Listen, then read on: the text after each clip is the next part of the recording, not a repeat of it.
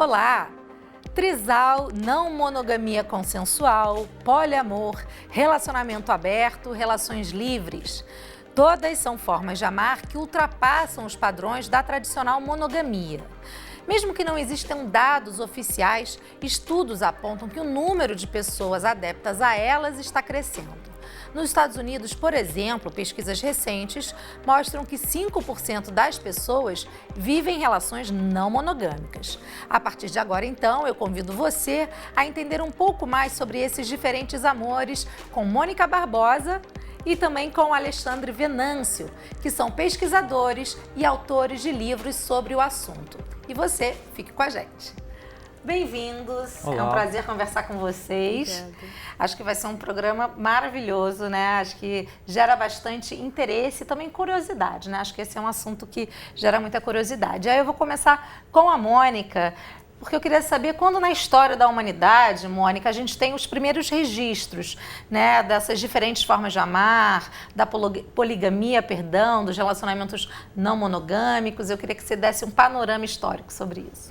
A gente pode dizer que os comportamentos não monogâmicos sempre estiveram presentes na história da humanidade e, embora haja muita curiosidade, interesse e pesquisas sobre a origem da monogamia, a gente não pode falar de uma origem universal da monogamia. A gente pode falar de percursos históricos, né? Então, no Brasil, por exemplo, a monogamia, a gente pode dizer que ela foi introduzida como conceito moral no nosso processo de colonização. Então, a literatura jesuítica, por exemplo, ela é farta, assim, em relatos, né, dos padres combatendo a poligamia indígena. Então, se procurava não apenas introduzir aos corpos uma disciplina para o trabalho, mas também uma disciplina sexual que fosse moralmente coerente com os parâmetros religiosos e com o processo Quer dizer, a adequação aos padrões dos colonizadores, dos né? colonizadores europeus, sim. Mas é interessante que muitos dos colonizadores que vinham para cá para o Brasil acabavam aderindo ao estilo de vida dos índios, se introduziam na vida das tribos indígenas e viviam, às vezes, relações poliamorosas com indígenas, sendo mesmo os jesuítas tendo um comportamento um pouco de inquisitório em cima deles. Mas isso começou a acontecer, foi um comportamento que aconteceu aqui no Brasil. E que é registrado, né? Registrado. Provavelmente. Agora, eu citei na abertura alguns tipos, né, de relacionamentos não monogâmicos, né? O trisal, que é um relacionamento composto aí por 3 pessoas, relacionamentos livres, relacionamento aberto. Mas tem uma dúvida, Alexandre, que eu acho que ainda acho que é a dúvida principal em relação a esses diferentes tipos de relacionamento, que seria o poliamor e o relacionamento não monogâmico. Qual é a diferença? Ou se tem diferença, né? Não, tem assim, para simplificar, porque o poliamor é também um relacionamento monogâmico. Mas assim, para simplificar, o que acontece? O poliamor é a possibilidade de amar mais de uma pessoa. O relacionamento aberto, eu vou usar esse termo para simplificar, você tem uma relação onde você pode manter relações sexuais com outras pessoas, e aí existem diversos formatos como isso pode acontecer e tal, mas não há possibilidade de você amar outra pessoa. Então, Quer dizer, há uma diferença clara entre amar e o interesse sexual, uma atração sexual. Que é mais ou menos fácil você dividir, você entender que o seu parceiro tem desejo sexual por outra pessoa. Agora, entender que seu parceiro também pode amar outra pessoa com a mesma intensidade que ele ama você, ou até com outra intensidade, até mais, ou de outra forma, já demanda um outro tipo de compreensão.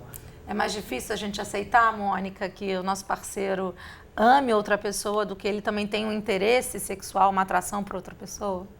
Sim, eu acho que isso tem a ver muito com a nossa construção de amor, né? Que é essa ideia do amor romântico, que é esse amor que vai ser dirigido somente a uma pessoa, que a gente vai encontrar alguém em algum momento da vida, né, que vai nos completar e que isso não vai se transformar, né, que é a coisa mais interessante.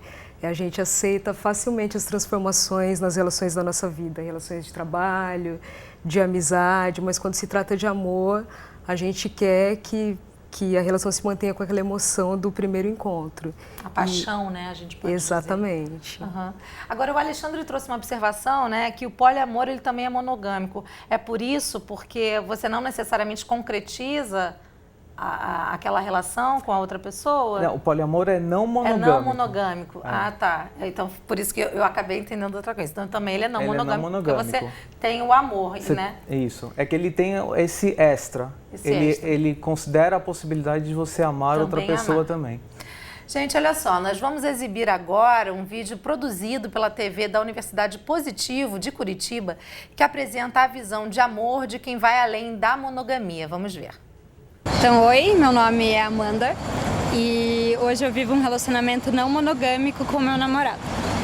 Não foi sempre assim, a monogamia é algo que é pressuposta para as pessoas, né? Quando as pessoas nascem, do mesmo jeito que presume-se que elas serão heterossexuais, também se presume quando elas tiverem relacionamentos sérios, esses relacionamentos serão monogâmicos. Desde a adolescência eu enxergava alguma coisa errada com os relacionamentos das pessoas à minha volta. Eu não tinha muita certeza do que era, mas alguma coisa me dizia que aquele sofrimento das pessoas era à toa. Nunca me senti muito à vontade com o relacionamento com uma pessoa só, então sempre tive uns probleminhas nos namoros, assim, da pessoa ter essa coisa meio de possessividade, querer estar só comigo. Quando eu conheci os relacionamentos não monogâmicos e fui estudar e pesquisar sobre o assunto, eu descobri uma origem histórica de como a monogamia sempre foi imposta.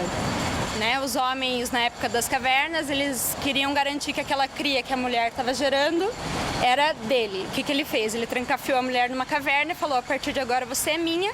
E ao mesmo tempo ele continuou dando as suas voltinhas e transando com quem bem entendesse. Né? Então, para mim, a relação não monogâmica é uma forma mais justa da gente se expressar as nossas vontades. Eu acho que eu nunca parei para pensar exatamente. Era meio que uma coisa natural, assim. Você pensar que, sei lá, você não precisa ter alguém da maneira que seja convencional. Você pode ter alguém do jeito que você acha que é melhor para você. Sempre me perguntam se eu não tenho medo que ele se apaixone por outra pessoa ou eu me apaixone por outra pessoa. E, na verdade, esse medo, para mim, não faz sentido, assim, por mais que no começo, quando a gente abriu o relacionamento, houvessem algumas inseguranças nesse sentido, hoje em dia, para mim, eu vejo com muito mais naturalidade. Não é porque eu sinto atração por outras pessoas que eu deixo de amar o meu namorado. Nunca namorei por conta disso, mas eu não sabia exatamente o que estava acontecendo, eu só sabia que tinha alguma coisa errada.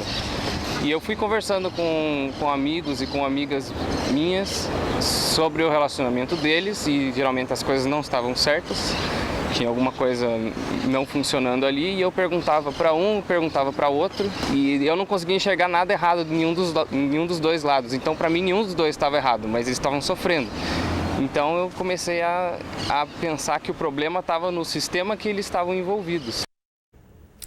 Essa reportagem, né, da TV Positivo traz aspectos muito importantes, né, interessantes, que eu gostaria de repercutir com vocês. Por exemplo, Mônica, um depoimento de um dos jovens, né, primeiro que são jovens, né, a gente pode dizer a geração Y, né, e o depoimento de um desses meninos remete muito à questão da posse, né, que muitas pessoas ainda têm sobre o seu par, né, seja ele um casal homoafetivo ou heterossexual. Essa questão da posse nos relacionamentos livres, relacionamentos abertos, ela não existe praticamente, ou não?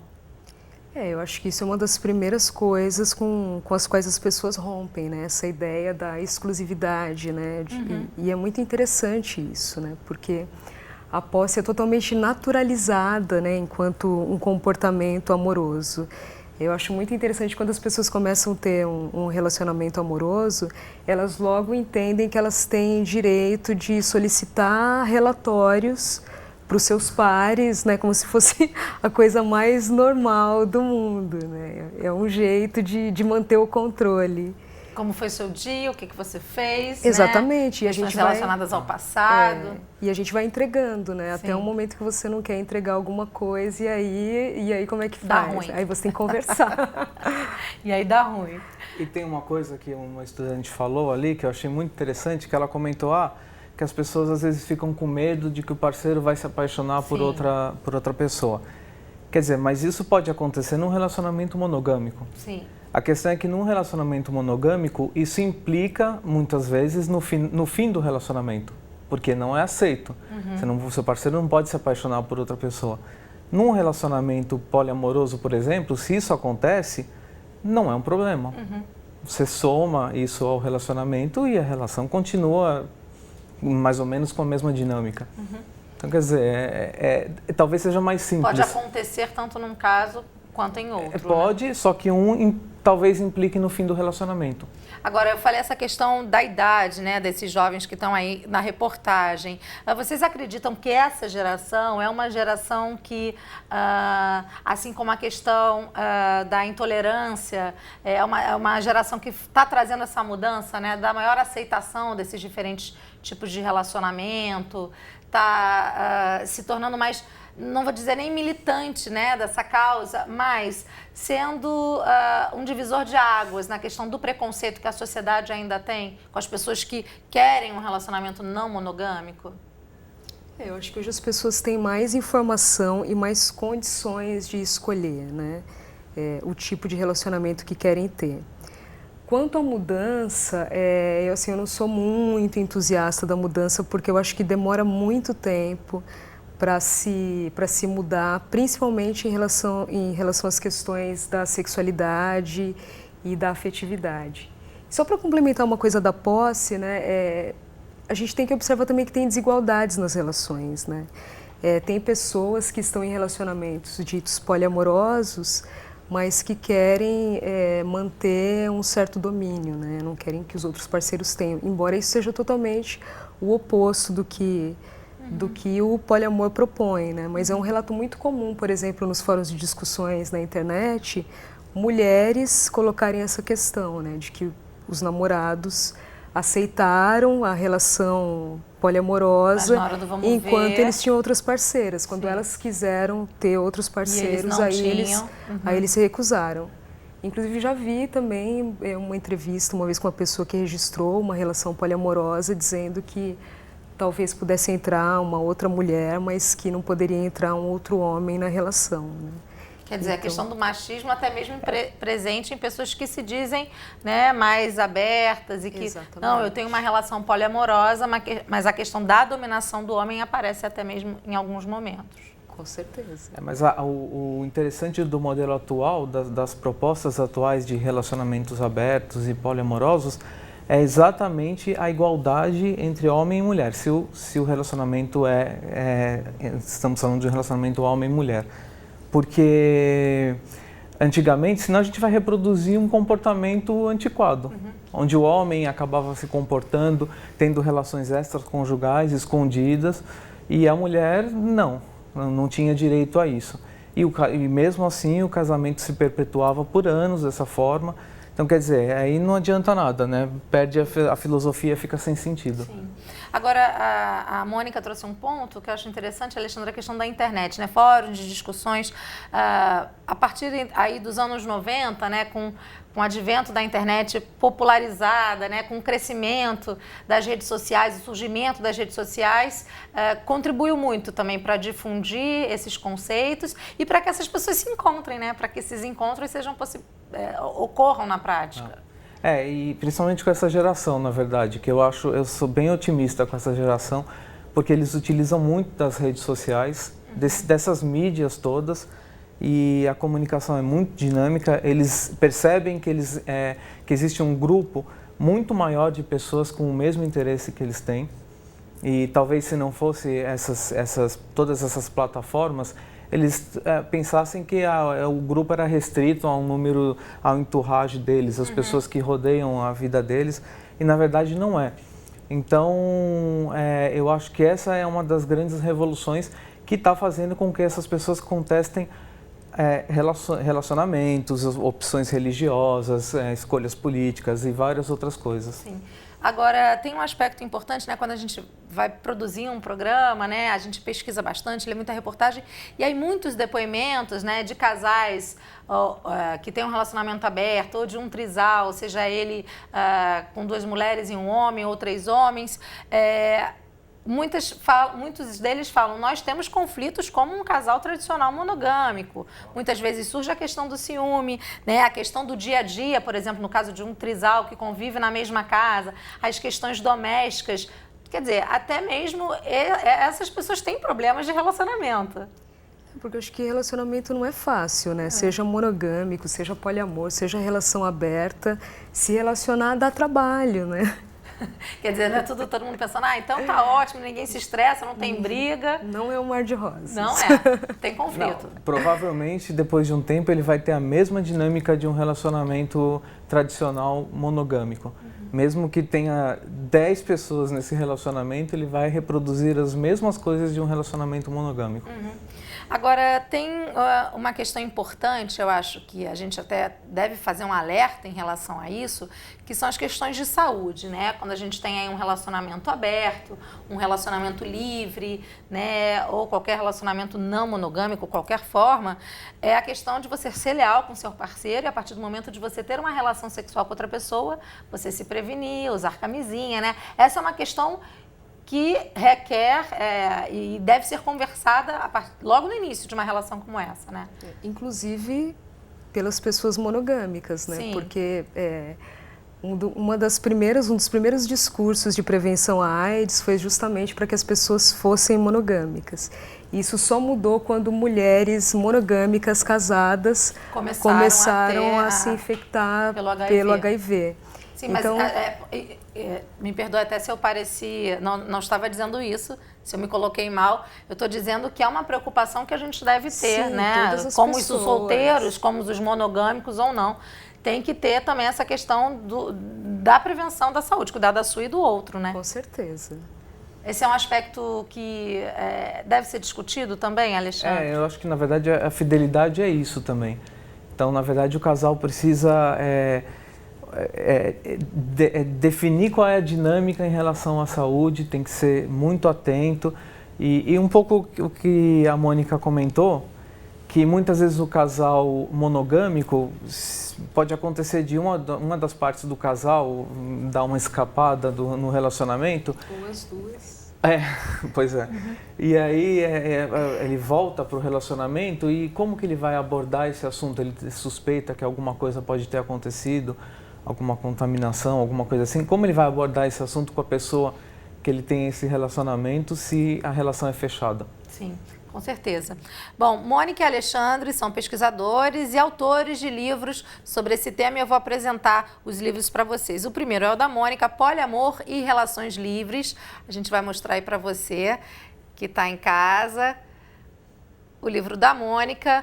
Mônica, como surgiu o seu interesse, em estudar esse tema, em escrever uma publicação? O meu livro ele é fruto de uma dissertação de mestrado em Desenvolvimento e Gestão Social e da minha participação no grupo de pesquisa em Cultura e Sexualidade, o CUS, da Universidade Federal da Bahia. E a minha motivação foi pessoal, eu deixei de compactuar com essa ideia de que só se pode amar uma pessoa de cada vez, ainda na adolescência, e conduzir minhas relações amorosas sem exigir exclusividade e sem prometer exclusividade também. Então é uma relação poliamorosa e não que tem essa questão do amar outras pessoas, como o Alexandre bem diferenciou no início do programa. E então isso teve uma série de implicações para a minha vida, e várias dificuldades, inclusive, no campo amoroso. E quando eu entrei em contato com as teorias feministas e principalmente com a teoria política queer, eu comecei a entender isso numa dimensão maior, Comecei a entender que isso se relacionava com outras questões, Não era só monogamia. É a obrigatoriedade de você ser heterossexual, de você ser cisgênero. Então eu comecei a me interessar por essa normalização e normatização da sexualidade. Como muito caminho de interessante esse pesquisa. aspecto que você traz, né? A gente fala muito sobre essa questão da transexualidade no programa e não adianta você também, né, se dizer, eu sou adepta do poliamor e não aceitar, por exemplo, um interesse por uma mulher trans ou um homem trans também do casal, né? Exatamente. Acho que essa questão é importante também da gente discutir. Você falou no começo, né, sobre mudança. Eu acho que se a gente não entender essas questões interligadas, inclusive a questão racial, a questão gordofóbica, se a gente não entender isso como um conjunto, né, de problemas, a gente não vai ter mudança nenhuma na sociedade. Com certeza. O tempo está passando rápido, então eu vou mostrar agora o livro do Alexandre, Poliamor e Relacionamento Aberto.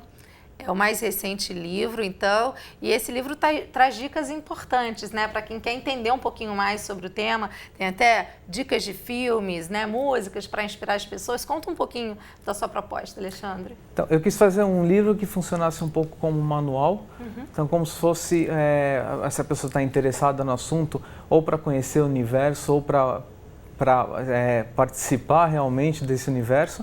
Então esse livro é como se fosse um manual passo a passo para entender do tema. Então, ele é todo ilustrado, ele é bem didático, ele tem uma linguagem um pouco irônica, engraçado, um pouco a minha forma de me comunicar. Sim. Então, foi um livro que eu queria fazer muito pela filosofia, pelo que a Mônica falou. Eu também me identifico muito com o que ela pontuou aqui. E eu acho que a gente tem que começar a quebrar essas construções sociais. Sim. E acho que o livro tem muito dessa finalidade também. A gente está caminhando aí para os minutinhos finais do nosso programa. Infelizmente tem muito assunto, né, para a gente falar. E aí é para todo mundo? Um relacionamento livre, um relacionamento aberto. E eu digo isso porque quando você resolve abrir a relação ou quando você conhece alguém e fala, olha, eu gosto desse tipo de relacionamento, é preciso também que se converse para se entender qual é o tipo, afinal, de relacionamento que esse casal, que essas pessoas, né, independente aqui de número de pessoas, vão ter, para que não tenham aqueles conflitos no futuro que a gente falou? Eu acho que os conflitos são inevitáveis, né? Até porque a gente tem que lutar contra uma norma social, né? Então não são só os seus problemas, é o problema de como a sociedade encara, né, o relacionamento que você tem. Agora, acho que desde que você queira, você pode ter, né? Não é tão fácil encontrar pessoas que estejam dispostas a encarar, né, as dores de ter um relacionamento poliamoroso ou livre, mas vale a pena. Alexandre, por favor, suas considerações finais. Eu acho que, na verdade, é uma possibilidade, mas não é algo que deve ser imposto para todo mundo. É só mais um caminho possível.